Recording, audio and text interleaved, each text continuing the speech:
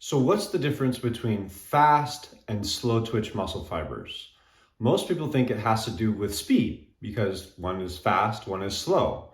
Well, what they're really referring to is the rate of fatigue that these fibers have. Now, it is true that you will use more fast twitch muscle fibers when you move fast, but it has nothing to do with the speed at which you move. It has to do with the effort that you're putting into something.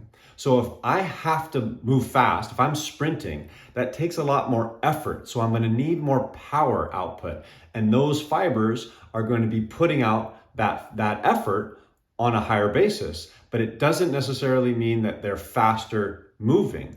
In regard to human movement, there's really no difference in the speed of contraction for fast twitch and slow twitch. To the human eye, right, there's no difference. So in regard to human movement, there's no big difference in regard to how fast or how slow the muscle fibers twitch or contract. So when we say fast, it's fast fatiguing. So you have this big effort when you sprint. You can only do that for so long. Why? Because those muscle fibers put out that effort to a high level and they're going to fatigue faster. Whereas you can walk for a lot longer time versus when you can sprint. So the rate of fatigue in the muscles has to do with how much effort or how strenuous the activity or the movement that it is that you're doing. So let's translate this into lifting weights. Okay, if you want to build muscle or build strength, most people say, well, you should train fast. You should train fast because that's what's going to activate your fast twitch muscle fibers. True, because when I move fast, right, it's going to be a lot more strenuous, okay? It's going to take a lot more effort to move a weight faster, all right, than it is to move it slower, right? If I go real slow versus I move really fast, that's going to be harder, right, for my body to go through those movements. So if I'm lifting weights though, when I move fast, what happens? There's a chance of injury. It takes more skill behind the movement pattern that whatever you're doing. So that risk of injury and the reason why we're training are kind of in a juxtaposition. It's like, well, I want to get stronger, but if I get injured in that process, well, what's the point of being in the gym and doing those things? So what I say is take this information about this fast fatiguing and slow fatiguing and put it into your program and go, okay, well, it doesn't matter how fast I move. If I have a really high rate of effort on something, even if I move slowly, I'm still going to get to those fast twitch fibers. So if I go slow, let's just say on a bench press, and instead of jacking up a bunch of weight and trying to push it up fast or doing, repetitions really, really fast, I could use my fast twitch fibers there. But how can I get all of the muscle fibers and do it safely? Because again, if it's not about speed and it's about the need, that's when I can take that into my training program and go, okay, well, if I go slow the whole time, I'm going to start by using the slow twitch muscle fibers because they're the ones that are going to last me the longest. So I'm going to start with them. Now, when those guys get tired, you only have like a sprint, right? You only have a few repetitions where those fast twitch muscle fibers are going to come in and help out because they're going to fatigue quicker. But if I go slow, they're going to be working those slow twitch. And then you get into intermediate fibers and then you get into the fast twitch. And if I go slow and I get to failure, again, if I still take myself, if I sprint all out, how long can I do that for? 30 seconds, maybe, okay? So if I'm sprinting full out, all out, I mean, balls to the wall, you cannot go not even 1 mile per hour faster. You're not going to be able to do that very long. And so when you think about strength training, if you're moving fast, it's going to be difficult again to do the skill of the movement. So why not slow things down?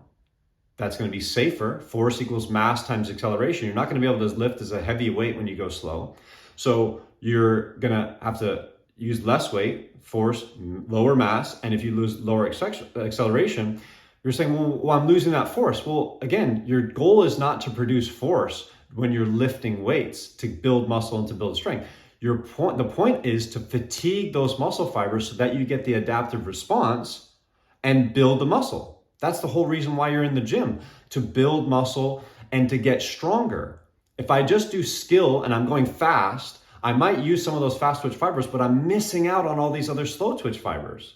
So what we want to do is we want to exhaust all the fibers. And how do you do that? You got to get close to failure. And the safest way to do that is by going slow. So if you start off going slow and you stay going slow, what happens a lot of times is we go slow. And as we get tired, we want to jack the weight back up. We want to use momentum. Well, if I'm using momentum, I'm not using my muscles. Again, what's the point of you exercising and lifting weights in the first place? It's to build muscle. So let's use the muscle. So when we talk about fast versus slow, remember that it's fast fatiguing and slow fatiguing. If you want to get all those muscle fibers, you're going to have to get yourself close to failure on that said exercise. And that's very simple to do. You put a weight on, okay? You do as many repetitions as you can. When your form breaks down and you can't do it with the same form that you had on that first repetition, then you're probably going to need to rest, or you can do like a drop set, or if you have a partner, that's when they help spot you. They can bring you up, and then you're always stronger on the negative. So as you lower that weight or you come down with gravity, that's when you're a lot stronger. So you can have someone help you up, and then you control the weight back down. Control it up if you want to really, really get that full fatigue. But when you can't move, when you get to momentary muscular failure, as we call it, where you cannot do one more repetition with good form, slowly, under control, that's when you've not only fatigued all those slow twitch fibers, but you've gotten into those fast twitch fibers that are helping you on those last few reps. So that's why when people talk about muscle building, they're like, those last few reps are where the benefit is. Yeah, that's true. Now, how many sets do you need to do that? How many times do you need to go to failure? You only need to do that one time. If you feel like you had more in the tank and you're like, oh, I could have probably done a few more, but I'm tired mentally, I'm exhausted or whatever, then maybe do another set. But you don't need to do that very many times. You can do some warm-up sets if you want, but what do? I do 1, maybe 2 sets when I work out. Of course I warm up, but when you're going slow, you don't need to have, some big warm-up. If you're gonna do a skill, sprinting, running, then you're gonna wanna warm up because it's a dynamic motion. And when you're stretching and doing all these crazy motions or swinging, okay, you wanna have those muscles warm. But when you're just lifting weights, right? If you're going slowly like I do, then you don't necessarily need to be as warm, and you don't need to do all these warm-up sets and then do working sets. You can get kind of right into it. But again, when I say slow, I'm talking 3 to 5 seconds up, super slow change of direction, 3 to 5 seconds down. Some people go extreme and go more than that, but I think that's about a good tempo that you can go at. Most people are going, up and down, up and down, half a second up, half a second down, maybe 1 second here or there.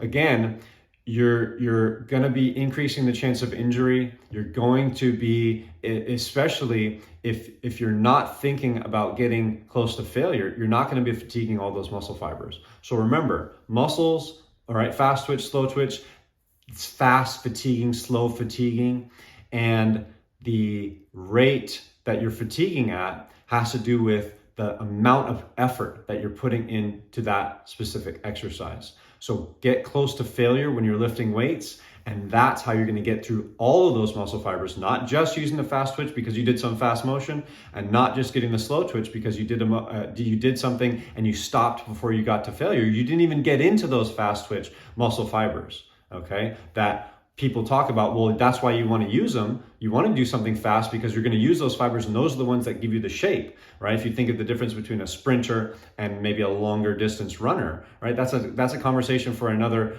show, another video, because there is some, truth to that, but a lot of it is about, again, the amount of effort that it takes in that sitting, but some of it has to do with, well, you don't want a lot of weight on your body if you're going to be doing 26.2 miles, right? If you have more weight, that's more weight per step, and that's going to be a disadvantage, okay? So if I do a 10-second sprint, maybe a little bit more muscle, maybe a little bit more horsepower is actually good, right? So again, that might be for another video, we can talk about that. But for right now, the concept of fast twitch, slow twitch, fast fatiguing, slow fatiguing, go through all the muscle fibers by getting to failure.